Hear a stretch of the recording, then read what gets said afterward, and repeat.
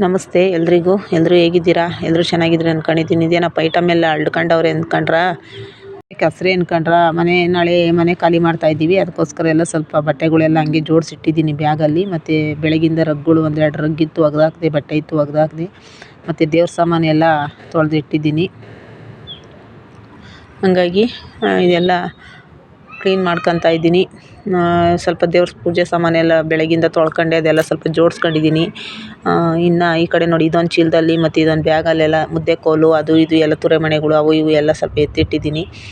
ಇನ್ನೇನು ಇವಾಗ ಅಡುಗೆ ಅನ್ನ ಸಾಂಬಾರು ಐತೆ, ಒಂದು ಸ್ವಲ್ಪ ಅನ್ನ ಏನಾದರೂ ಮಾಡ್ಕೊಳ್ಳೋದಷ್ಟೇ. ಹಂಗಾಗಿ ಇನ್ನೇನು ಜಾಸ್ತಿ ನೋಡಿ, ಮೇಲ್ಗಡೆ ಪಾತ್ರೆ ಎಲ್ಲ ಐತೆ, ಇದೆಲ್ಲ ಇಳಿಸ್ಕೋಬೇಕು. ಇದೆಲ್ಲ ನಾನು ಹೊಸ ಮನೆಗೆ ಹೋಗ್ಬೇಕಾದ್ರೆ ತೊಳಿಬೇಕು ಅಂತಾರೆ, ಆದರೆ ನಾನು ತೊಳಿತಾ ಇಲ್ಲ. ಯಾಕಪ್ಪ ಅಂದರೆ ಇಲ್ಲಿ ತೊಳೆಯೋಕ್ಕೆ ಜಾಗ ಇಲ್ಲ, ಮೇಲ್ಗಡೆ ನೀರೆಲ್ಲ ಬಂದಾಗೈತೆ, ಕೆಳಗಡೆ ತೊಳೆಯೋಕ್ಕಾಗಲ್ಲ. ಅದಕ್ಕೋಸ್ಕರ ಅಲ್ಲೇ ಹೋಗಿ ತೊಳ್ಕೊಳ್ಳೋದು. ಮತ್ತು ನಮ್ಮ ಫ್ರಿಜ್ ಬೇರೆ ಕೋಲ್ಡ್ ಆಗ್ತಾಯಿಲ್ಲ. ಹಂಗಾಗಿ ಅದನ್ನು ಸ್ವಲ್ಪ ರೆಡಿ ಮಾಡಿಸ್ಬೇಕು ಇಷ್ಟೇ.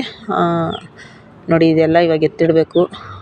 ಈ ಬಟ್ಟೆ ಎಲ್ಲ ಮಡಚಿಟ್ಟು, ಮತ್ತು ವೇಸ್ಟ್ ಬಟ್ಟೆ ಎಲ್ಲ ಸ್ವಲ್ಪ ತೆಗ್ದಿದ್ದೀನಿ. ಅವೆಲ್ಲ ವೇಸ್ಟ್ ಬಟ್ಟೆ ಎಲ್ಲ ತೆಗ್ದಿದ್ದೀನಿ. ದಿವಾನ್ ಕಾಟ್ ಒಳಗಡೆ ಸ್ವಲ್ಪ ಅದು ಖಾಲಿ ಆಗೈತೆ. ದಿವಾನ್ ಕಾಟು ಬಾಕ್ಸ್ ದಿವಾನ್ ಅಲ್ವಾ, ಅದೊಂದು ಸ್ವಲ್ಪ ತೂಕ ಆಗ್ಬಿಡುತ್ತೆ. ಅದಕ್ಕೆ ಅದರೊಳಗಡೆ ಏನೂ ಐಟಮ್ ಇಟ್ಟಿಲ್ಲ, ಎಲ್ಲ ತೆಗ್ದಿದ್ದೀನಿ. ಈಗ ಬಟ್ಟೆ ಎಲ್ಲ ಮಡಚಿಡಬೇಕು.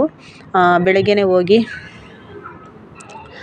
ಎಲ್ಲ ಅಲ್ಲಿ ಮನೆಯೆಲ್ಲ ಸ್ವಲ್ಪ ಕ್ಲೀನ್ ಮಾಡೋಣ ಅಂತ ಹೋಗಿದ್ವಿ. ಅವರೇನೋ ಸ್ವಲ್ಪ ಪೇಂಟ್ ಹೊಡಿಸ್ಬೇಕು ಅಂತ ಹೇಳಿದ್ರು. ಹಂಗಾಗಿ ಈಗ 8 ಗಂಟೆಗೆ ಬಂದು ಕ್ಲೀನ್ ಮಾಡ್ಕೊಳ್ರಿ ಅಂತ ಹೇಳವ್ರೆ. ಇವಾಗ ಹೋಗಿ ಸ್ವಲ್ಪ ಅಲ್ಲೊಂದು ಸ್ವಲ್ಪ ಎಲ್ಲ ಕ್ಲೀನ್ ಮಾಡಬೇಕು. ನಾಳೆ ಬೆಳಗಿನ ಜಾವಕ್ಕೆ ಅಂದರೆ 6 ಗಂಟೆ ಅಷ್ಟೊತ್ತಿಗೆ ಪೂಜೆ ಮಾಡಿರಿ ಅಂತ ಹೇಳವ್ರೆ.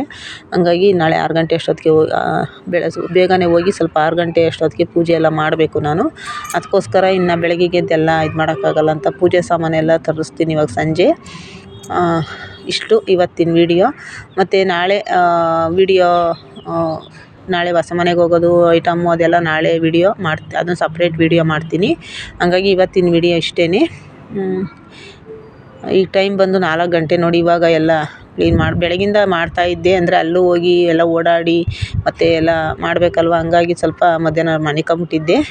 ಯಾಕೋ ನೈಟು 1 ಗಂಟೆಲಿ ನಿದ್ದೆ ಎಚ್ಚರಿಕೆ ಆಗಿದ್ದು, ನಿದ್ದೆ ಬಂದಿರಲಿಲ್ಲ. ಹಂಗಾಗಿ ಮಧ್ಯಾಹ್ನ ಸ್ವಲ್ಪ ಹೊತ್ತು ಮಲಗಿಬಿಟ್ಟಿದ್ದೆ.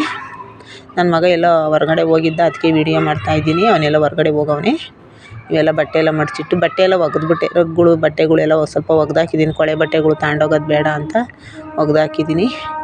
ನಾಳೆ ಗುರುವಾರ ಒಳ್ಳೆ ದಿವಸ ಅಂತ ಹೇಳಿದ್ರು. ಅದಕ್ಕೆ ನಾಳೆನೇ ಹೋಗಿ ಬೇಗ ಸ್ವಲ್ಪ ಎಲ್ಲ ಹಾಲುಗ್ಸ್ಬಿಡೋಣ ಅಂತ. ಹಂಗಾಗಿ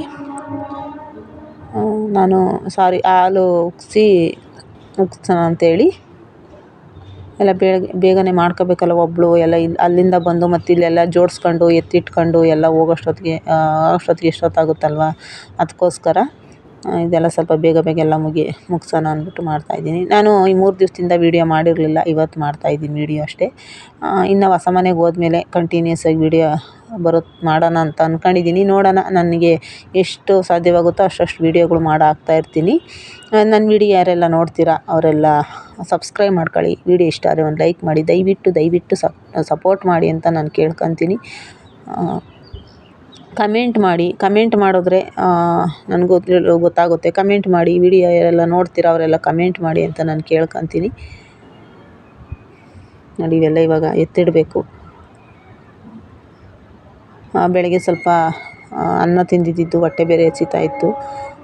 ಏನಾದರೂ ಮಾಡಬೇಕು, ಟೀ ಏನಾದರೂ ಕುಡಿದು ಇವಾಗ ಎಲ್ಲ ಇನ್ನು ಮಿಕ್ಕಿದ್ದೇನ ಎಲ್ಲ ಕೆಲಸ ಮುಗಿಸ್ತೀನಿ. ಎಷ್ಟಾಗುತ್ತೋ ಅಷ್ಟೆಲ್ಲ ಎತ್ತಿಟ್ಕೊತೀನಿ. ನಿಜವಾಗ್ಲೂ ಒಂದೊಂದ್ಸಲಿ ಅನಿಸುತ್ತೆ, ಬಾಡಿಗೆ ಮನೆಯವ್ರ ಜೀವನ ಎಷ್ಟು ಕಷ್ಟ ಅಲ್ವಾ ಅಂತ. ನಿಜವಾಗ್ಲೂ ಕಷ್ಟ ಅನಿಸುತ್ತೆ. ಯಾಕೆ ಗೊತ್ತಾ, ಇವಾಗ ಈ ಮನೆಯಿಂದ ಆ ಮನೆಗೆ, ಆ ಮನೆಯಿಂದ ಆ ಮನೆಗೆ ಒಂದು ವಸ್ತುನೂ ನಾವು ಏನು ತಗೊಂಡಿರ್ತೀವಲ್ಲ ವಸ್ತುಗಳು, ಅವಂತೂ ಒಂದು ಮನೆಯಲ್ಲಂತೂ ಇರೋಲ್ಲ. ಎಷ್ಟು ಮನೆ ಓಡಾಡ್ಕೊಂಡು ಬಂದುಬಿಡುತ್ತವ ನಿಜವಾಗ್ಲೂ. ಆ ಮನೆಯಿಂದ ಆ ಮನೆ, ಆ ಮನೆಯಿಂದ ಆ ಮನೆ. ನಿಜವಾಗ್ಲೂ ಅಯ್ಯೋ ಏನು ಮಾಡೋದಲ್ವ. ನಾವು ಕೇಳ್ಕೊಂಡು ಬಂದಿರೋದು ಬಾಡಿಗೆ ಮನೆಗೆ ಇರಬೇಕು ಅನ್ನೋದು ನಾವು ಕೇಳ್ಕೊಂಡು ಬಂದಿರ್ತೀವಿ. ನಾವು ಬಂದಿರೋದು ಒಂಥರ ಬಾಡಿಗೆನೇ ಅನಿಸುತ್ತೆ ಒಂದೊಂದ್ಸಲಿ. ಯಾಕೆಂದರೆ ಇರೋವರೆಗೂ ಬದುಕಬೇಕಲ್ಲ, ಅದಕ್ಕೋಸ್ಕರ.